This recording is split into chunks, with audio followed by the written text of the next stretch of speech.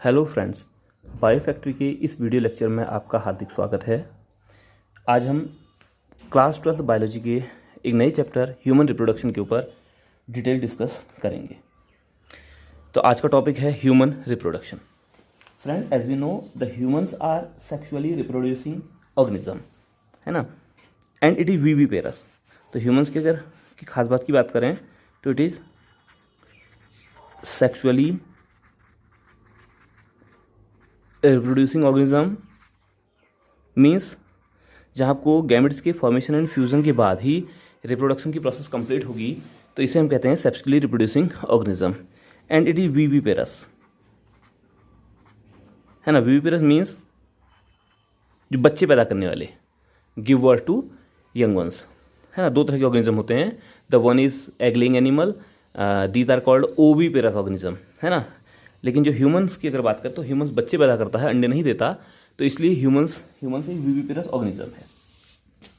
तो sexual reproduction की process यहाँ पर कंप्लीट होगी और ये बच्चे पैदा करेगा, है ना। और ह्यूमन की अगर खास बात की बात करें, इसके अलावा जो ह्यूमन है ये डायोसियस है ना। ये डायोसियस ऑर्गेनिज्म है ह्यूमन, और डायोसियस ऑर्गेनिज्म होने के साथ साथ इसको हम कह सकते हैं यूनिसेक्सुअल। डायोसिस की मीनिंग है कि मेल और फीमेल इंडिविजुअल डिफरेंट होंगे, है ना। Male and female individual different होंगे, है ना। और एक इंडिविजुअल में केवल एक सेक्स ऑर्गन प्रेजेंट रहेगा, है ना। तो मेल है तो उसमें मेल सेक्स ऑर्गन प्रेजेंट रहेगा, और फीमेल है तो फीमेल में फीमेल सेक्स ऑर्गन प्रेजेंट रहेगा। तो क्लियरली एग्जिबिट सेक्सुअल डायमॉर्फिज्म, ठीक है। तो ह्यूमन क्या करेगा, सेक्सुअल डायमॉर्फिज्म को क्लियरली एग्जिबिट करेगा। मेल एंड फीमेल आपको बाहर से ही देखने में अलग दिखाई देंगे। शो सेक्सुअल डायमॉर्फिज्म, है ना। तो मेल एंड फीमेल बाहर से ही दोनों अलग दिखाई देंगे। मेल अलग होगा और फीमेल अलग दिखाई देगी, तो इसे कहते हैं सेक्सुअल डायमॉर्फिज्म, है ना। मेल के लिए जनरली हम सिंबल यूज करते हैं इस टाइप का, और फीमेल के लिए हम इस सिंबल का यूज करेंगे। तो इस चैप्टर में हमने पढ़ना है सेक्सुअल रिप्रोडक्शन की इवेंट्स। तो कौन कौन सी इवेंट सेक्सुअल रिप्रोडक्शन के दौरान होते हैं। तो अगर इन इवेंट्स की मैं बात करूं तो सेक्सुअल रिप्रोडक्शन के दौरान सबसे पहला जो इवेंट है that is the formation of gametes, है ना। मैंने कहा था कि जैसे ही गैमेट के फॉर्मेशन और फ्यूजन के बाद रिप्रोडक्शन की प्रोसेस कंप्लीट होगी तो इसे हम सेक्सुअल रिप्रोडक्शन कहेंगे। और दो डिफरेंट टाइप के गैमेट का फॉर्मेशन होगा, एक मेल गैमेट, दूसरा फीमेल गैमेट। तो पहली प्रोसेस कहलाती है गैमेटोजेनेसिस, है ना। गैमेटोजेनेसिस कहाँ होगी, गोनेट्स के अंदर होगी। मेल गोनेट्स टेस्टिस है और फीमेल गोनेट ओवरी है ना। और गैमेटोजेनेसिस में किस चीज़ का फॉर्मेशन होगा, एक तो स्पर्म का फॉर्मेशन होगा, और दूसरा सेकेंड इज ओवा फॉर्मेशन। स्पर्म में ओवा का फॉर्मेशन की जो प्रोसेस है वो दोनों ही गैमेटोजेनेसिस कहलाएगी। अब स्पर्म की फॉर्मेशन की प्रोसेस को हम सेपरेटली स्पर्मेटोजेनेसिस के नाम से जानते हैं। स्पर्मेटोजेनेसिस। और ओवा फॉर्मेशन की जो प्रोसेस है इसको ऊजेनेसिस के नाम से जानते हैं। जेनेसिस का अर्थ होता है फॉर्मेशन, ठीक है। जहां भी जेनेसिस आएगा इसका अर्थ होगा फॉर्मेशन। गैमेटो मीन्स गैमेट्स का फॉर्मेशन, ठीक है। स्पर्मेटोजेनेसिस स्पर्म का फॉर्मेशन, ऊजेनेसिस ओवा का फॉर्मेशन, कहलाएगा। तो सबसे पहली प्रोसेस यही होनी है सेक्सुअल रिप्रोडक्शन में। इसके बाद जब गैमेटोजेनेसिस की प्रोसेस कंप्लीट हो गई तो इंसेमिनेशन होगा। इंसेमिनेशन मीन्स स्पर्म को फीमेल जेनिटल ट्रैक में ट्रांसफर किया जाएगा, है ना। तो दूसरी प्रोसेस कहलाएगी इंसेमिनेशन, है ना। तो इंसेमिनेशन की प्रोसेस में the transfer of sperm to the female genital tract, है ना। तो स्पर्म को फीमेल जेनिटल ट्रैक में ट्रांसफर किया जाएगा। तो लिख देता हूं मैं आपको, transfer of sperm to the female genital tract, है ना। तो जो ये गैमेट्स जो मेल गैमेट बनेगा इसको फीमेल जेनिटाइल ट्रैक में ट्रांसफर करने की जो प्रोसेस है दैट इज कॉल्ड इंसेमिनेशन, है ना। और इंसेमिनेशन के बाद थर्ड प्रोसेस होगी फर्टिलाइजेशन, है ना। फर्टिलाइजेशन प्रोसेस में मेल एंड फीमेल गैमेट आपस में मीट करेंगे और एक डिप्लॉयड स्ट्रक्चर जाइगोट को फॉर्म करेंगे। तो यहाँ पर जाइगोट का फॉर्मेशन होगा फर्टिलाइजेशन की प्रोसेस में। इसके बाद ये जाइगोट डेवलप करेगा, है ना, ब्लास्टोसिस्ट में। ह्यूमन में जाइगोट आगे जाकर डेवलप करता है ब्लास्टोसिस्ट में, और ये ब्लास्टोसिस्ट इम्प्लांट होती है यूट्रस की वॉल में। और ये इम्प्लांटेशन की प्रोसेस को इस ब्लास्टोसिस्ट के यूट्रस की वॉल में चिपकने को हम कहते हैं इम्प्लांटेशन, ठीक है। Attachment of blastocyst to the wall of uterus, है ना। तो ये प्रोसेस कहलाएगी implantation. This process is called implantation, है ना। अब इम्प्लांटेशन के बाद डेवलपमेंट होगा और इन्हीं डेवलपमेंट की प्रोसेस में गैस्ट्रुलेशन, ऑर्गेनोजेनेसिस, ये सारी चीज़ें आएंगी, है ना। इम्प्लांटेशन के बाद गैस्ट्रुलेशन,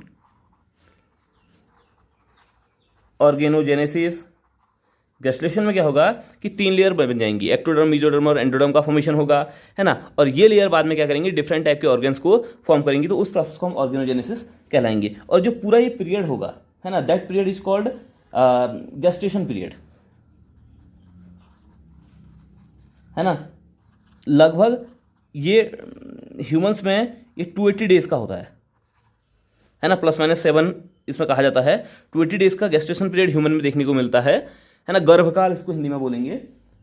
और उसके बाद जो डिलीवरी होगी, है ना, जो बच्चा पैदा होगा, दैट इज कॉल्ड पर्चुरेशन। वो प्रोसेस कहलाएगी पर्चुरेशन, ठीक है। तो बच्चे का पैदा होना पर्चुरेशन कहलाएगा। डिलीवरी ऑफ द बेबी, है ना, इसको हम कह सकते हैं डिलीवरी ऑफ द बेबी, है ना। बेबी की डिलीवरी को पर्चुरेशन कहेंगे। तो ये सारे इवेंट हमने इसमें पढ़ने होंगे ह्यूमन रिप्रोडक्शन में। तो सबसे पहले हमने देखना होगा कि गैमेटोजेनेसिस में गैमेट्स का फॉर्मेशन कहाँ हो रहा है। तो गैमेट्स का फॉर्मेशन, मेल गैमेट स्पर्म है, इसका फॉर्मेशन मेल गोनाइड में होगा, है ना, मेल रिप्रोडक्टिव सिस्टम में होगा। तो सबसे पहले हम मेल रिप्रोडक्टिव सिस्टम के ऊपर बात करते हैं, तब जाकर हम स्टेप वाइज आगे की ओर बढ़ेंगे। अगर मेल रिप्रोडक्टिव सिस्टम की अगर बात करें तो पेल्विस रीजन में, एब्डोमेन के अंदर प्रेजेंट रहेगा, है ना। तो जो मेल रिप्रोडक्टिव सिस्टम है ये पेल्विस रीजन में एब्डोमेन के अंदर प्रेजेंट रहेगा, है ना। और इसका एक आप साइड व्यू, एक सेक्शनल व्यू देखें तो कुछ इस तरह का देखने को दिखाई देगा। ये है मेल रिप्रोडक्टिव सिस्टम, है ना। इसकी लोकेशन की अगर बात करें तो ये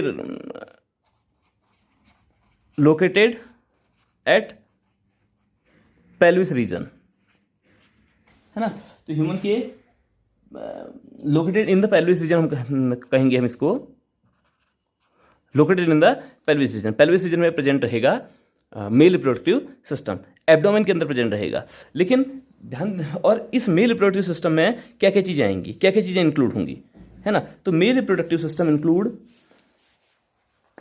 पेयर ऑफ टेस्टिस, है ना। मेल रिप्रोडक्टिव सिस्टम के अंदर अगर आप देखें तो अब पेयर ऑफ टेस्टिस में देखने को मिलेगा, टेस्टिस का पेयर है ना। इसके अलावा कुछ एसेसरी डक्ट्स होंगी,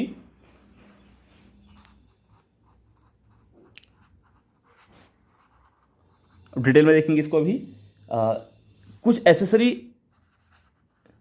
कुछ ग्लैंड्स प्रेजेंट रहेंगी, है ना। और इसके अलावा एक्सटर्नल जेनेटिलिया होगा,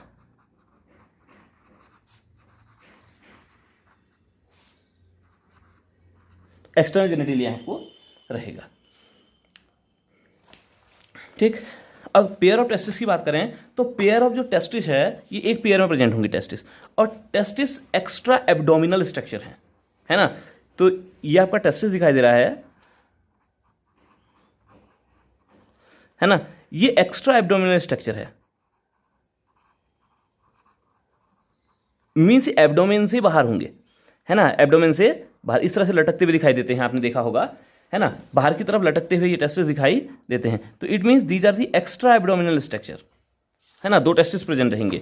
और जिस स्ट्रक्चर के अंदर ये टेस्टिस बंद रहते हैं, जिस स्ट्रक्चर के अंदर टेस्टिस प्रेजेंट रहेंगे, दैट इज कॉल्ड स्क्रोटम, है ना। तो इस स्ट्रक्चर को हम स्क्रोटम बोलेंगे।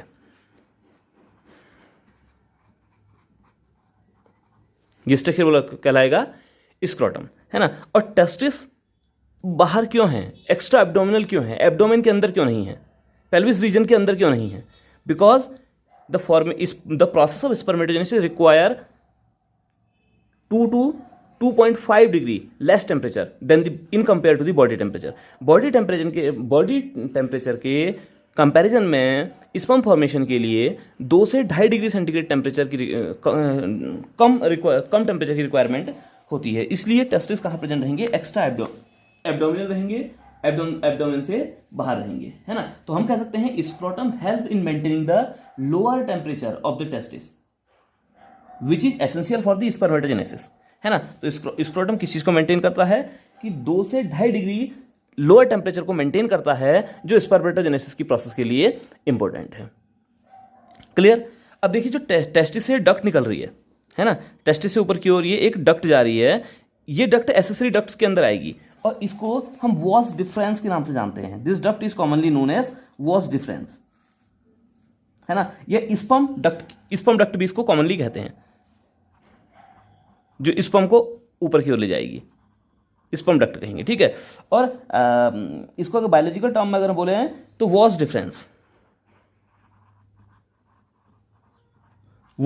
के नाम से इस डक्ट को जाना जाता है। ये स्पर्म को कैरी करती है, ठीक है। और स्पर्म कहाँ से बाहर निकल रहे हैं भाई, पेनिस के थ्रू स्पर्म कहाँ निकलेंगे, बाहर निकलेंगे, है ना, पेनिस के थ्रू। मतलब यूरिन और स्पर्म एक ही स्ट्रक्चर से बाहर निकल रहे हैं, दैट इज कॉल्ड पेनिस। और पेनिस एक्सटर्नल जेनेटेलिया है ना। पेनिस को हम क्या कहेंगे ह्यूमन की बॉडी में, एक्सटर्नल जेनेटेलिया। और स्क्रोटम भी वैसे तो एक्सटर्नल जेनेटेलिया ही है, पेनिस, ठीक है। अब देखिए ये डक्ट ऐसे आगे जाती है और ऊपर से ब्लैडर से भी एक डक्ट आ रही है, ये ब्लैडर है, ये है यूरिनरी ब्लैडर, ये वाला, है ना, जहाँ को यूरिन जमा होगी, किडनी से यूरिन जमा होगी, यूरिन आएगी, इसमें जमा होगी और इसके थ्रू बाहर यूरिन निकलेगी। और that structure is called urethra,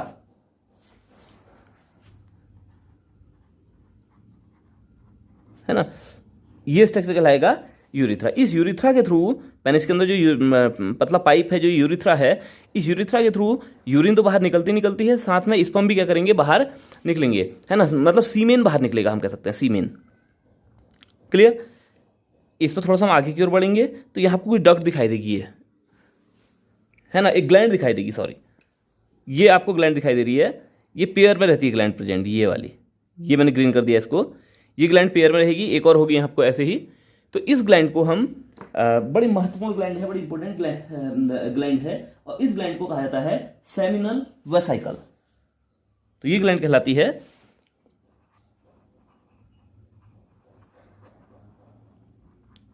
seminal vesicle. ये पेयर्ड ग्लैंड है, 2 प्रेजेंट रहेंगी। और एक ये राउंडेड स्ट्रक्चर, राउंडेड ग्लैंड हम यहाँ को देख रहे हैं, है ना। ये वाला जो पूरा स्ट्रक्चर है, राउंडेड स्ट्रक्चर, ये भी एक ग्लैंड है। और ये कौन सी ग्लैंड है ना, ये है prostate gland. This is called prostate gland.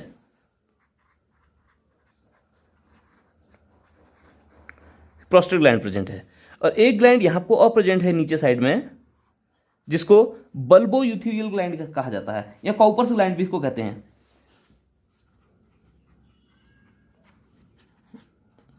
Bulbo यूथेरियल gland या काउपर्स ग्लैंड के नाम से इस ग्लैंड को जाना जाता है ना। और ये मेल रिप्रोडक्टिव सिस्टम का साइड व्यू है, जिसमें कुछ चीजें दिखाई दे रही है। हमें स्क्रोटम दिखाई दिया, स्क्रोटम एक्स्ट्रा एब्डोमिनल है। एक्स्ट्रा एब्डोमिनल इसलिए है because it maintain less temperature in comparison to the body temperature which is essential for the process of spermatogenesis, जो स्पर्मेटोजेनेसिस की प्रोसेस के लिए इंपॉर्टेंट है। और इस स्क्रोटम के अंदर टेस्टिस प्रेजेंट रहेंगे, है ना, 2 टेस्टिस हैं।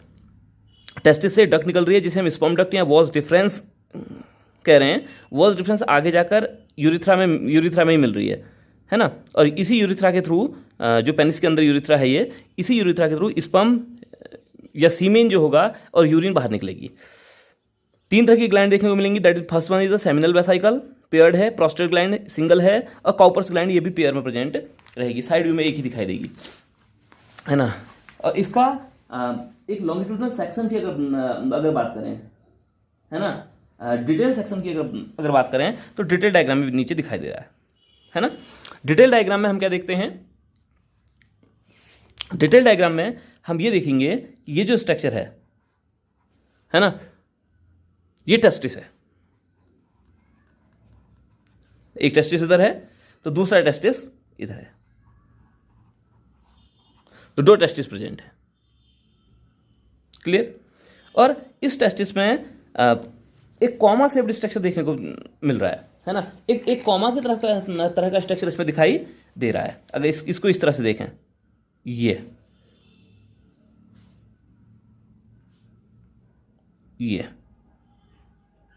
है ना, ये वाला जो कॉमा की तरह का स्ट्रक्चर जो टेस्टिस में दिखाई देगा, है ना, दिस स्ट्रक्चर इज कॉल्ड इपीडाइडिमस। ये स्ट्रक्चर कहलाएगा इपीडाइडिमस, बहुत महत्वपूर्ण स्ट्रक्चर है ना। ये कॉमा वाला जो स्ट्रक्चर है दैट इज कॉल्ड इपीडाइडिमस। एक्चुअल में दिस इपीडाइडिमस स्टोर द स्पर्म, है ना, ये स्पर्म को क्या करेगा, स्टोर करेगा। टेस्टिस के अंदर स्पर्म का फॉर्मेशन होता है, कहाँ होता है आगे डिटेल में देखेंगे, है ना। और इपीडाइडिमस उन स्पर्म्स को स्टोर करने का काम करता है ना, उन स्पर्म को स्टोर करने का काम इपीडाइडिमस का है। इपीडाइडिमस उन स्पर्म्स को स्टोर करेगा, पहली चीज। उसके बाद इपीडाइडिमस आगे जाकर देखिए, कॉमा शेप की स्ट्रक्चर के बाद एक लंबी सी ट्यूब बाहर क्यों निकल रही है, दैट ट्यूब इज कॉल्ड, पहले भी हम देख चुके हैं, स्पर्म डक्ट इसको हम बोलते हैं, स्पर्म डक्ट, या इसको हम बोलते हैं वॉस डिफरेंस, स्पर्म डक्ट या वॉस डिफरेंस के नाम से इसको जानेंगे। आगे जाकर ये आपका यूरिनरी ब्लैडर है,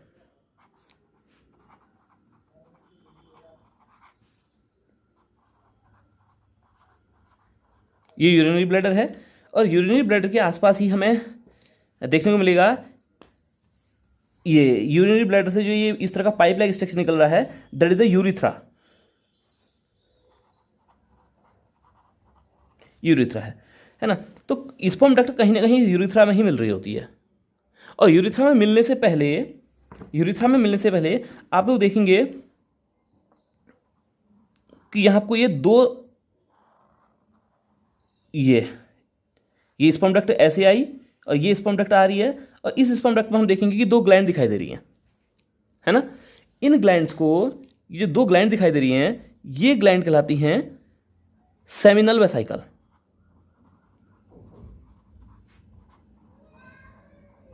ये दो ग्लैंड है ना, इधर भी और इधर भी, तो ये सेमिनल वेसाइकल है। नीचे जब ये मीट कर लेगी, कौन, स्पर्म डक्ट जब यूरिथ्रा से मिल जाएगी तो और सेमिनल वेसाइकल के थोड़े से नीचे हमें एक सिंगल ग्लैंड दिखाई देगी, that is called prostate gland.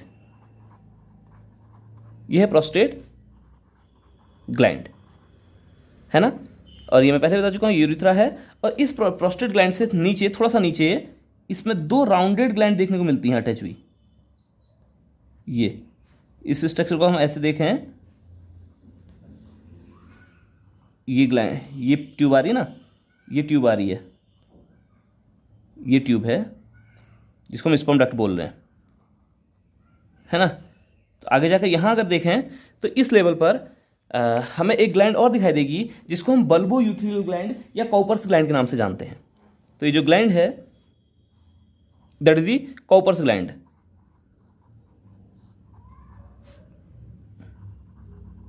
और बल्बो यूथ्रियल ग्लैंड भी इसको कहा जाता है। तो ये सारे स्ट्रक्चर दिखाई देंगे, और जो ये वाला जो स्ट्रक्चर दिखाई दे रहा है, ये ऊपर से पाइप आता हुआ, ये यूरेटर है ना। तो जो ऊपर से पाइप आता हुआ दिखाई देगा, दिस इज कॉल्ड यूरेटर, ये यूरेटर कहलाएगा, है ना। ये यूरिनरी ब्लैडर है। तीसरा वाला जो है ये, this is the prostate gland. चौथा वाला स्पर्म डक्ट, पांचवा वाला यूरिथ्रा, 6 इपीडाइडिमस, और 7th टेस्टिस। एक टेस्टिस के डिटेल स्ट्रक्चर को अगर आप देखें, थोड़ा सा डिटेल इसका स्ट्रक्चर को देखें, मैं डिटेल स्ट्रक्चर बनाऊंगा। इस तरह से टेस्टिस है,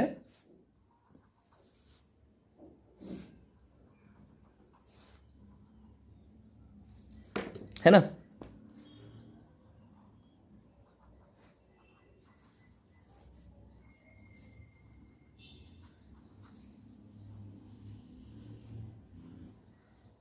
ये देख रहे हैं आप, ये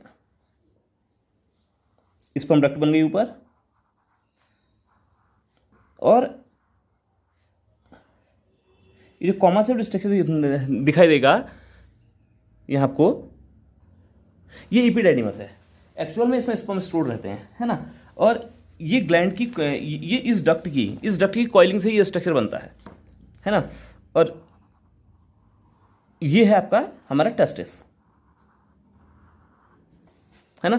तो टेस्टिस के अंदर कोई लोब प्रेजेंट रहेंगे, लोब 200 से 250 लोब प्रेजेंट रहते हैं, है ना। चैम्बर्स प्रेजेंट रहते हैं 200 से 250।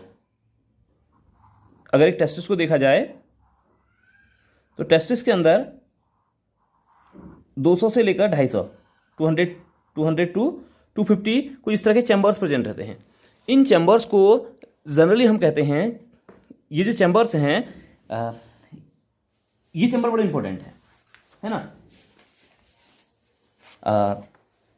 इन चैम्बर्स की संख्या 200 से 250 है, और इन चैम्बर्स के अंदर ही स्पर्मेटोजेनेसिस की प्रोसेस कहीं ना कहीं होती है। इन चैम्बर्स के अंदर अगर देखा जाए तो एक राउंडेड ट्यूब प्रेजेंट रहेगी। ये इस तरह से राउंडेड स्ट्रक्चर प्रेजेंट रहेंगे, 2 से 3 ये स्ट्रक्चर होंगे। ये कहेंगे सेमनीफेरस ट्यूब्यूल। ये ट्यूब है, मतलब हॉलो ट्यूब है ये, है ना। तो ये कहलाती हैं सेमनीफेरस ट्यूब्यूल। क्लियर। तो ये स्ट्रक्चर कहलाएंगे सेमनीफेरस ट्यूब्यूल। और ये सेमनीफेरस ट्यूब्यूल यहां आपको मीट करेंगे एक स्ट्रक्चर से जिसे हम कहते हैं रेड टेस्टिस, है ना। यहां पर जो स्ट्रक्चर है पूरा प्रेजेंट, इंटायर जो स्ट्रक्चर यहां पर प्रेजेंट रहेगा, कॉइलिंग रहेगी इनकी, तो ये कहलाता है, ये पूरा इंटायर स्ट्रक्चर कहलाता है रेड टेस्टिस, है ना। ये टेस्टिकुलर लॉब्यूल से हैं,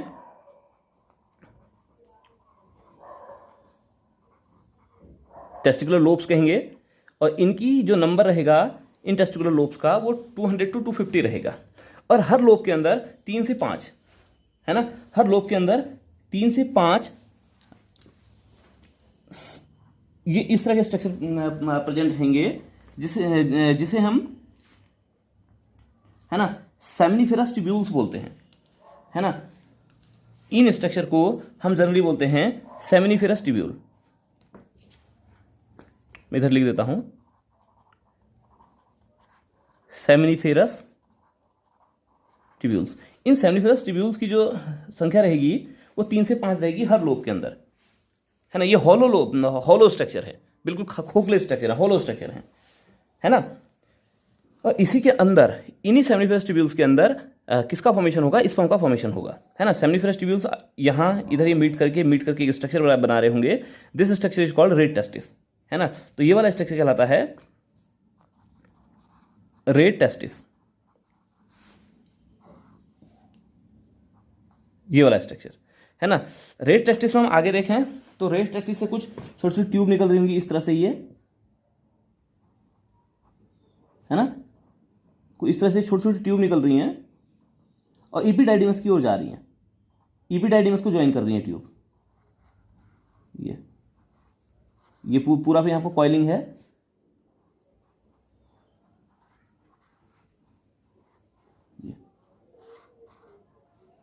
है ना। ट्यूब्स की कॉइलिंग यहां पर देखने को मिलेगी। इपिडाइडिमस की तरफ जो ट्यूब जाएंगी, इन ट्यूब्स को जनरली हम वॉस एफ्रेंसिया के नाम से जानते हैं, है ना। जो छोटी छोटी ट्यूब दिखाई दे रही हैं,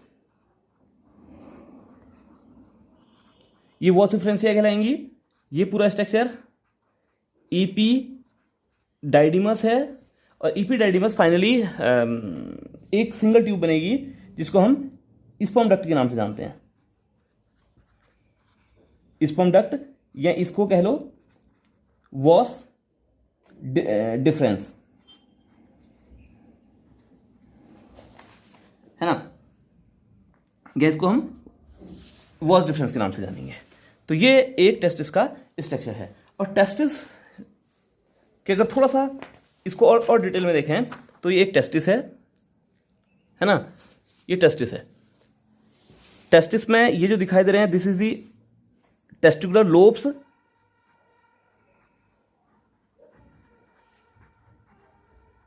जिनकी संख्या 200 to 250 रहेगी, है ना। तो ये लोब्स दिखाई देंगे और इन लोब्स का नंबर 200 to 250 रहेगा। इन्हीं लोब्स के अंदर हाईली कॉइल्ड ट्यूब प्रेजेंट रहेंगी, हाईली कॉइल्ड स्ट्रक्चर प्रेजेंट रहेगा। ये जो हाईली कॉइल्ड स्ट्रक्चर है that is called seminiferous tubules,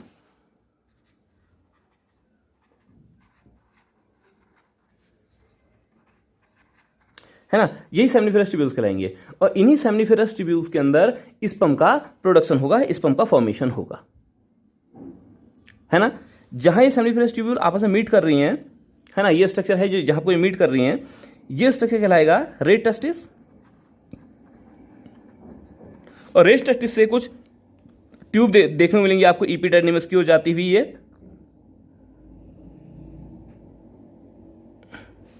है ना, कुछ ट्यूब दिखाई देंगी इपिडेर्मिस की ओर जाती हुई। ये ट्यूब कहलाएंगी वॉस इफ्रेंस,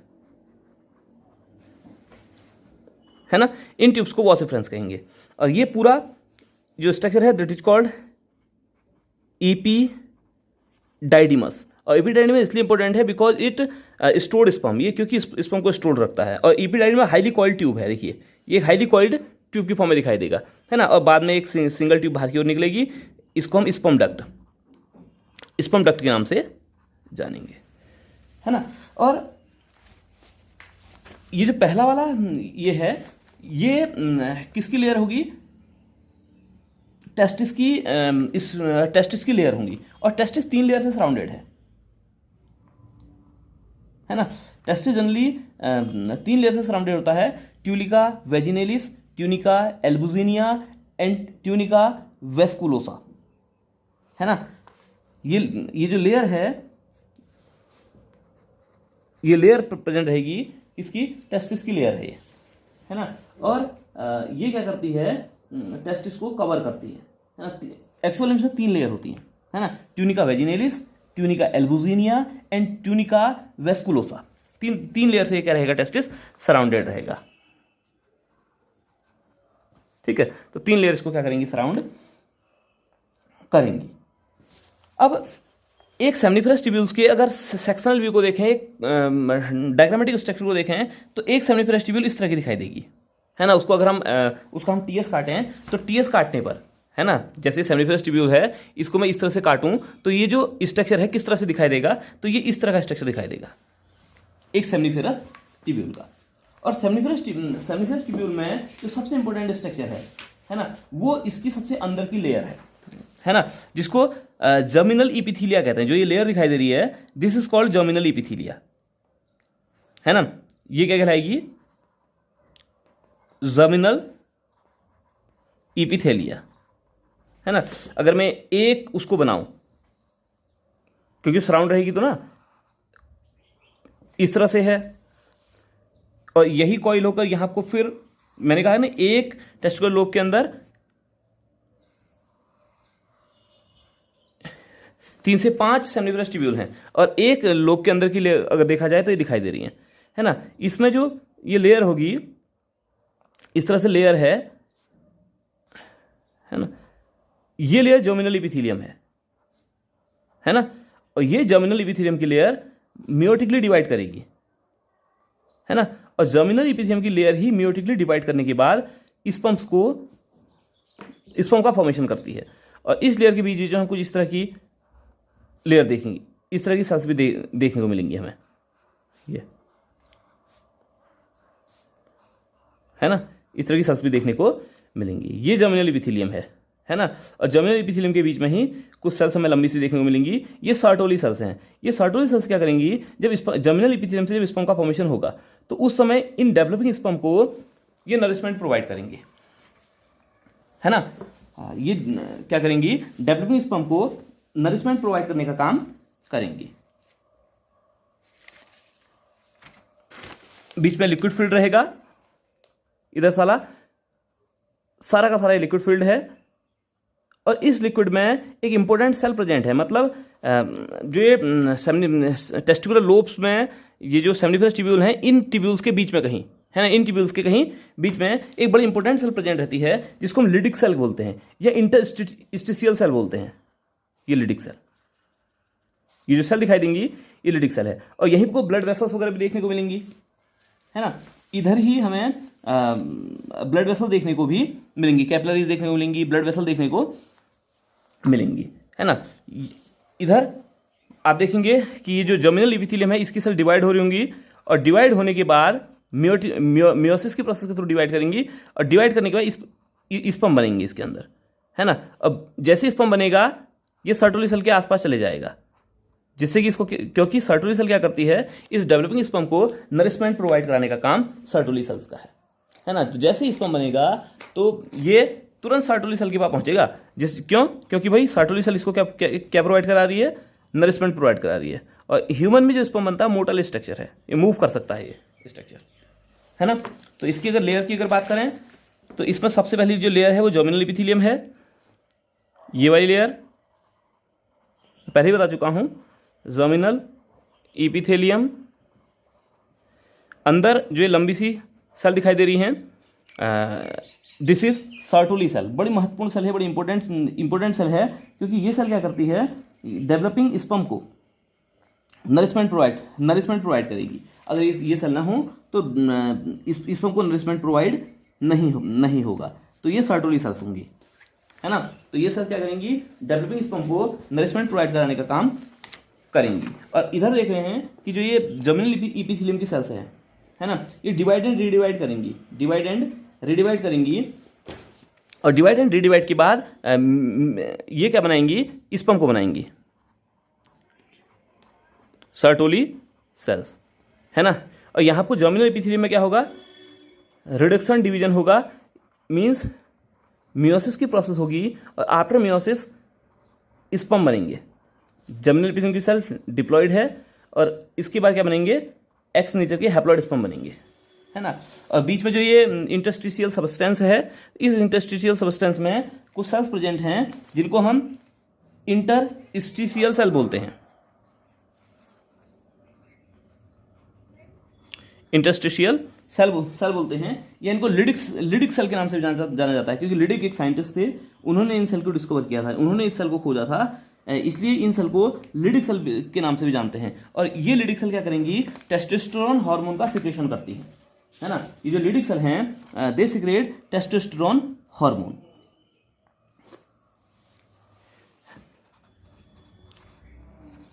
लिडिक सेल के नाम से भी इसको जानते हैं।